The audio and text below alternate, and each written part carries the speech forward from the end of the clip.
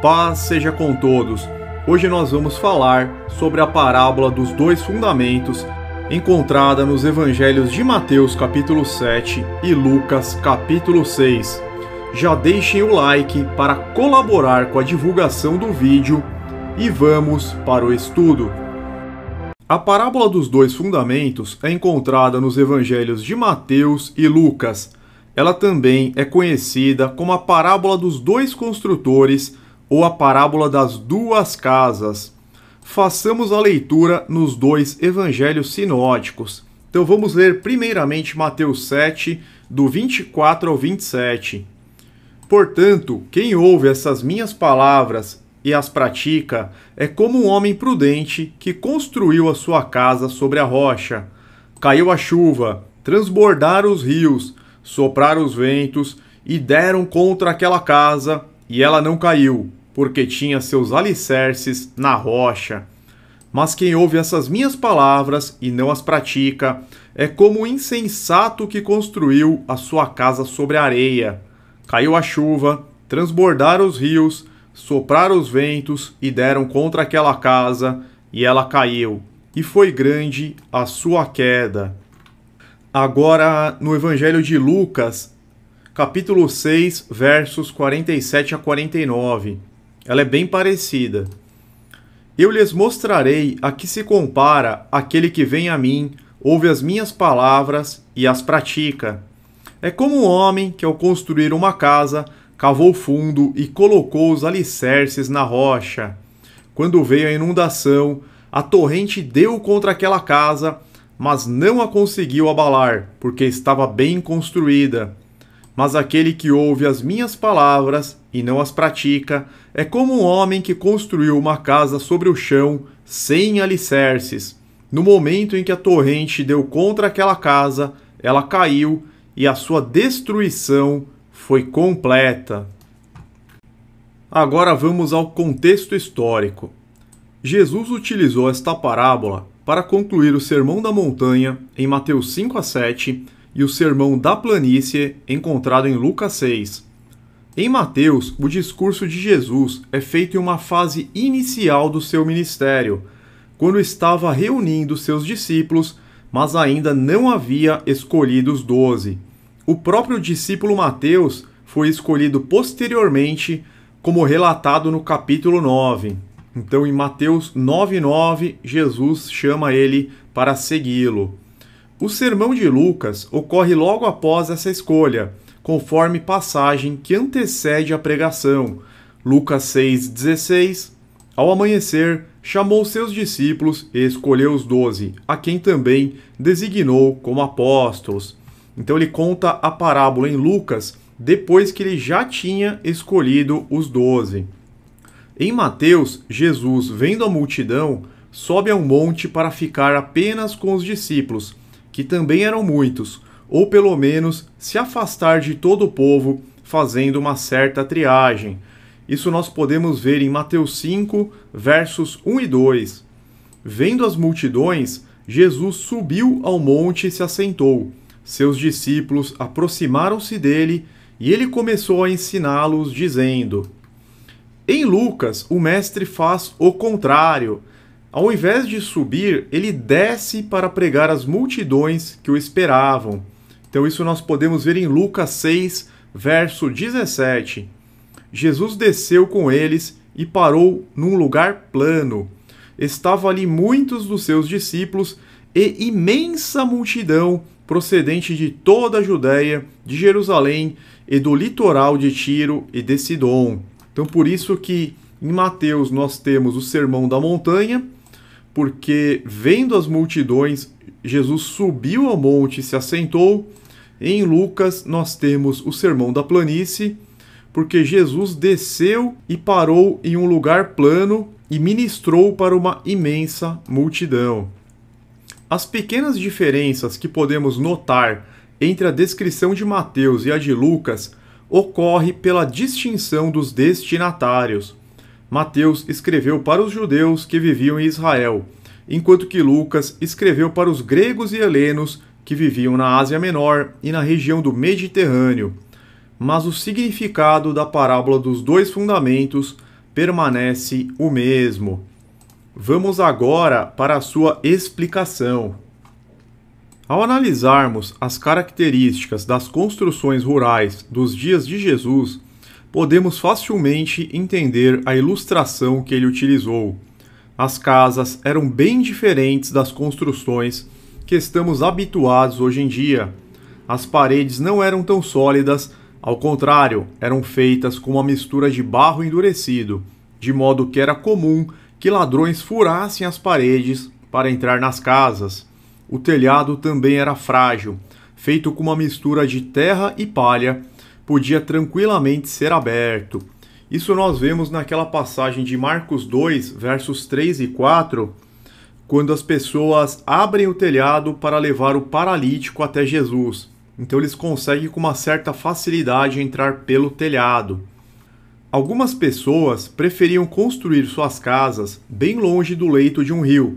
Porém, isso também poderia ser um problema, pois era muito importante para o modo de vida da época ter um riacho nas proximidades da casa. Isso favorecia a criação de animais, as plantações e o abastecimento da própria casa. Assim, era preferível construir uma casa perto do leito de um rio, mesmo que ele estivesse seco, pois quando chegava a estação das chuvas, o riacho que se formava garantia a água necessária até mesmo para atravessar o período de seca. Muitas vezes, as tempestades também ocasionavam o transbordamento dos rios, principalmente com mudanças climáticas repentinas que são comuns naquela região. Quando percebemos a fragilidade das construções da época e consideramos o padrão climático da região, fica nítida a importância que havia no alicerce da casa. O construtor prudente escolhe bem o local onde a sua casa será construída. Ele tira a terra solta, cava buracos profundos até encontrar a rocha, e então ele constrói o alicerce na rocha. O construtor insensato, por sua vez, não faz nada disso. Ele edifica sua casa na terra árida e solta ou em plena areia. O insensato não considera as variações climáticas. Ele se ilude com o sol brilhando fortemente no período da seca e não pensa nas tempestades que certamente virão. A mensagem principal da parábola nos revela que o construtor prudente é o que constrói a casa sobre uma base sólida. O próprio Jesus, na introdução da parábola, explica que o significado figurativo do alicerce consiste em estas minhas palavras. Podemos entender que a expressão estas minhas palavras não se refere apenas aos sermões do monte e da planície, mas a todas as palavras de Jesus e, por extensão, a toda a Escritura como a infalível palavra de Deus. Jesus veio como portador da palavra de Deus, o representante de Deus, o Messias. Visto que as Escrituras revelam Cristo como Filho unigênito de Deus, também é correto dizer que, no significado espiritual da parábola, o próprio Cristo é a rocha. Vamos ver algumas passagens nesse sentido. Isaías 28:16.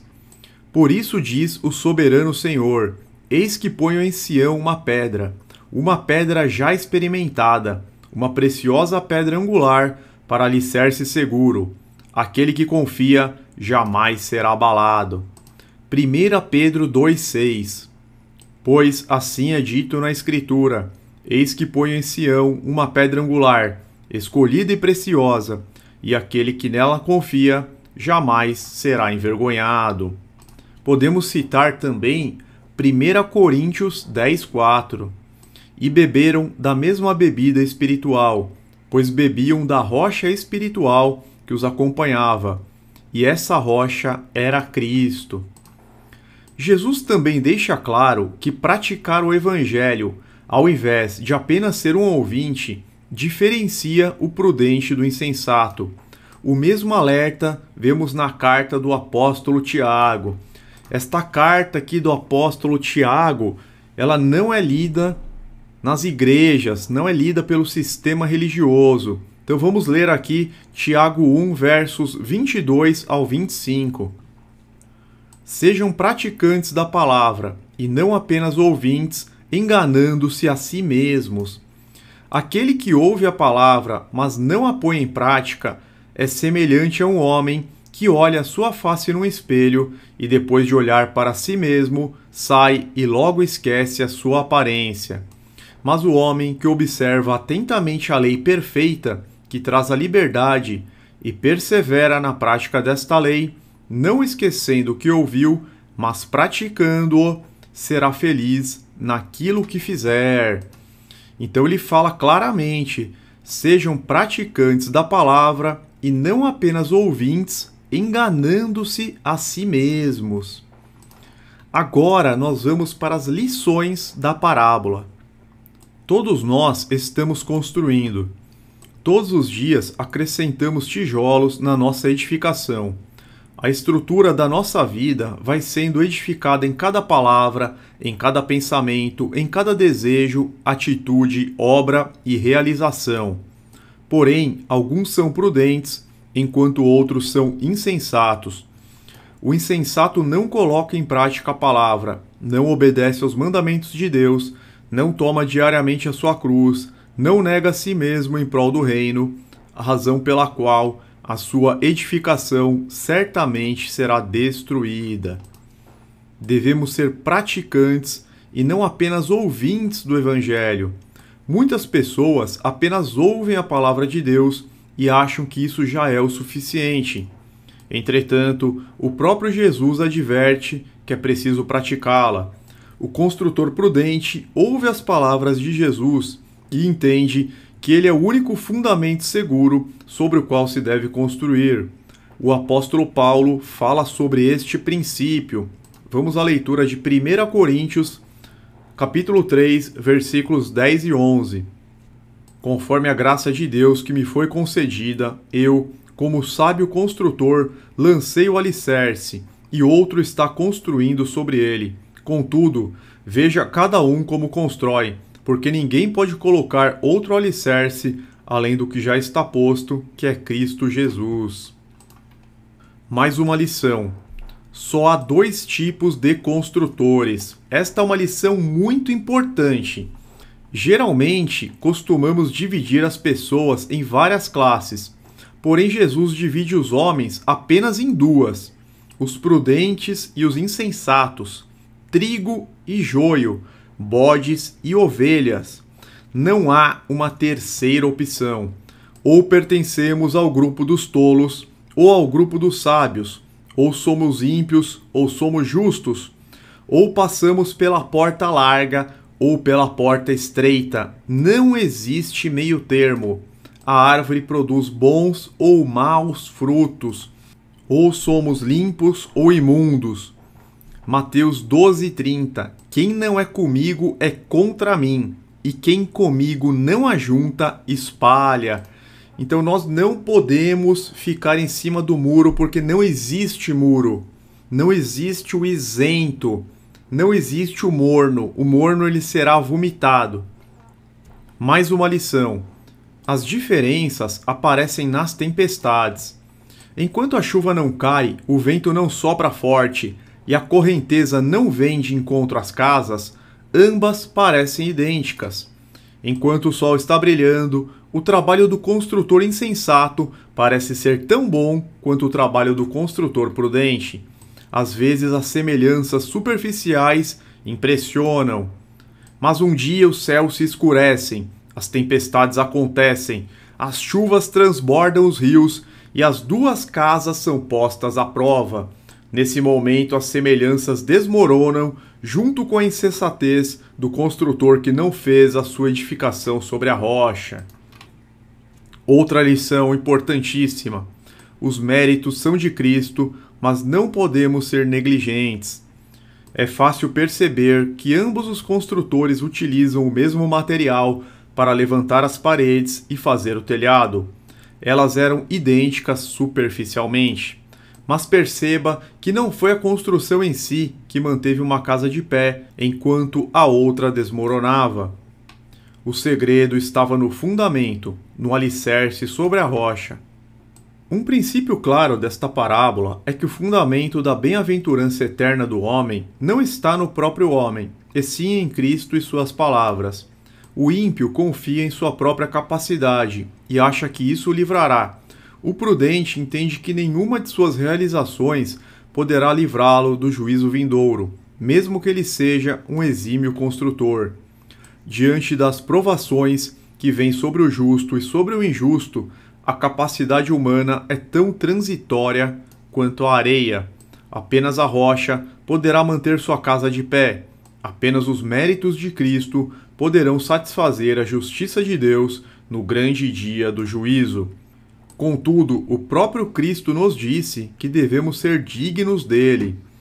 Quem ama seu pai ou sua mãe mais do que a mim, não é digno de mim.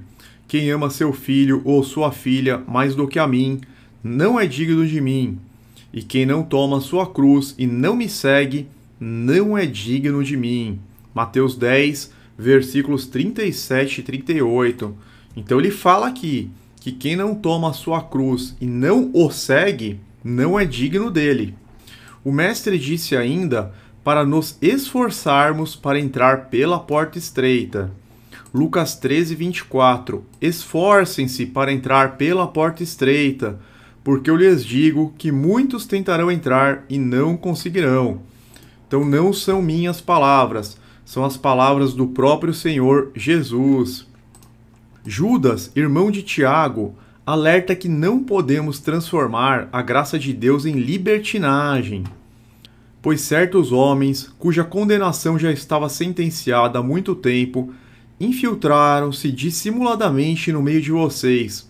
Estes são ímpios e transformam a graça de nosso Deus em libertinagem e negam Jesus Cristo, nosso único soberano e Senhor. Então os ímpios, eles transformam a graça de Deus em libertinagem. E nós sabemos que não é bem assim. Nós temos que fazer a vontade de Deus. Por fim, o apóstolo João nos ensina que aquele que diz, eu o conheço, mas não obedece aos seus mandamentos é mentiroso e a verdade não está nele. Mas se alguém obedece à sua palavra, nele verdadeiramente o amor de Deus está aperfeiçoado. Desta forma, sabemos que estamos nele. Aquele que afirma que permanece nele deve andar como ele andou. 1 João, capítulo 2, versos 4 a 6. Façamos a nossa casa sobre a rocha, de modo que não nos desviemos de praticar as palavras, procurando andar como Jesus andou. Por hoje é só. Conseguimos concluir mais uma importante lição. Agradeço a todos que assistiram até o final. Fiquem na paz e na proteção do eterno Deus, Criador dos céus e da terra, em nome de nosso Mestre, Rei e Salvador, o Senhor Jesus Cristo. Amém.